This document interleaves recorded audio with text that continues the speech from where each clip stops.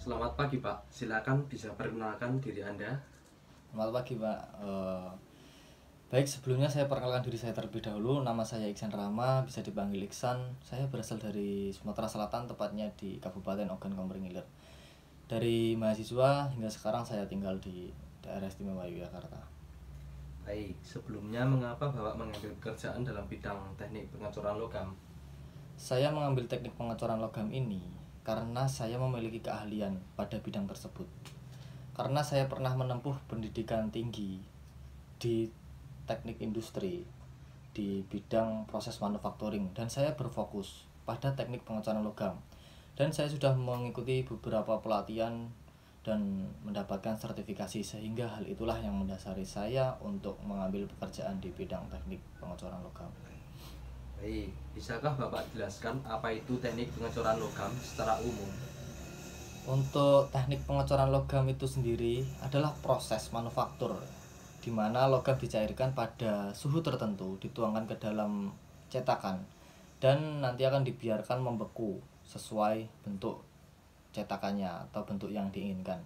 Prinsipnya sederhana, tapi prosesnya membutuhkan ketelitian dan pemahaman mendalam. Lalu metode pengecoran apa saja yang umum digunakan dalam industri? Ada 4 metode. Metode utama itu ada 4. Ada sand casting, dia menggunakan cetakan pasir.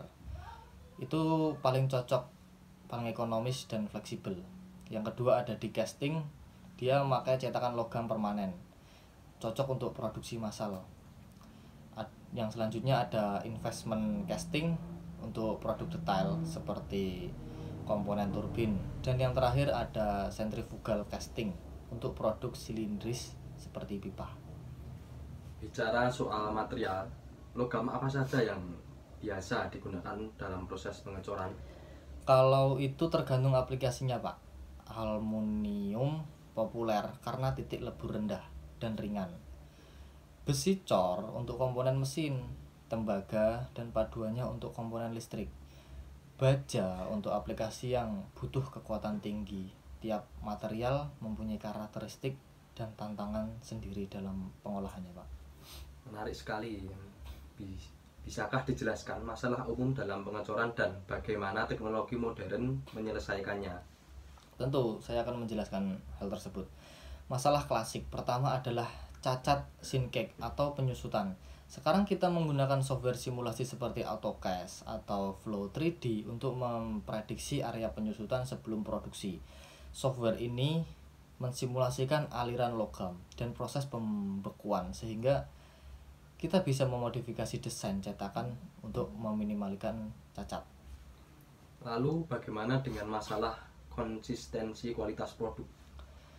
Tentunya kalau berbicara konsistensi itu menjadi tantangan besar di industri. Solusi modernnya itu ada penggunaan sistem monitoring real time.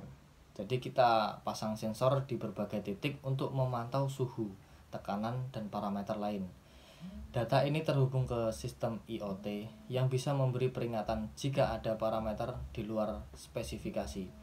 Bahkan beberapa foundry sudah menggunakan robot untuk proses penuangan agar menjamin konsistensi. Apa teknologi terbaru untuk membuat cetakan? Untuk teknologi yang terbaru itu ada 3D printing Pak, atau additive manufacturing. Sudah mulai populer. Untuk investment casting kita bisa print pola lilin secara langsung. Untuk sand casting ada printer 3D khusus yang bisa mencetak cetakan pasir. Ini sangat membantu untuk prototipe atau produk kompleks dengan waktu lebih cepat dan metode tradisional. Lalu bagaimana dengan kontrol kualitas? Apakah ada teknologi baru? Ya, tentunya ada. Sekarang ada automated vision system untuk inspeksi visual menggunakan kamera high speed dan AI untuk mendeteksi cacat permukaan. Untuk inspeksi internal, teknologi CT scan industrial memungkinkan kita untuk cek komposisi material secara instan. Baik, tantangan apa yang masih dihadapi industri pengecoran modern?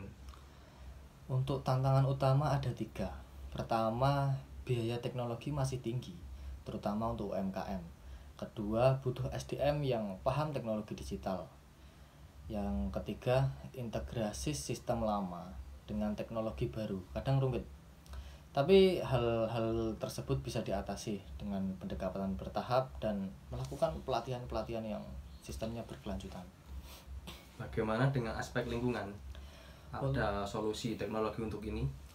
Untuk solusi dari aspek lingkungan sendiri tentu ada. Sekarang ada sistem relay motion otomatis untuk pasir cetakan, mengurangi limbah, electric furnace dengan kontrol digital lebih hemat energi. Software optimasi dapat mengurangi scrap. Beberapa foundry sudah menerapkan closed loop sistem untuk pengolahan air dan filter canggih untuk emisi. Lalu apa rekomendasi Bapak untuk industri yang ingin modernisasi? Saya sarankan mulai dari yang basic, sistem monitoring digital dan software simulasi.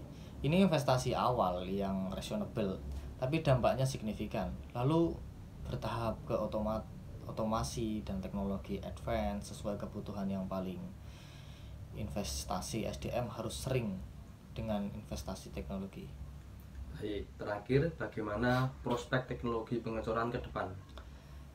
Saya kira sangat menjanjikan. Trennya mengarah ke smart foundry dengan integrasi IoT atau integrasi IoT, AI, dan robotika. Nanti proses akan lebih prediktif, bukan reaktif lagi. Quality control, real time maintenance, prediktif, bahkan mungkin autonomous casting system. Tapi tetap pemahaman fundamental tetap penting sebagai dasar adopsi teknologi. Baik, terima kasih atas insight yang sangat inovatif, Pak Ahmad. Sama-sama, pengecoran modern itu perpaduan antara seni tradisional dan teknologi canggih. Yang penting kita bijak dalam adopsi teknologi, kebutuhan, dan kemampuan.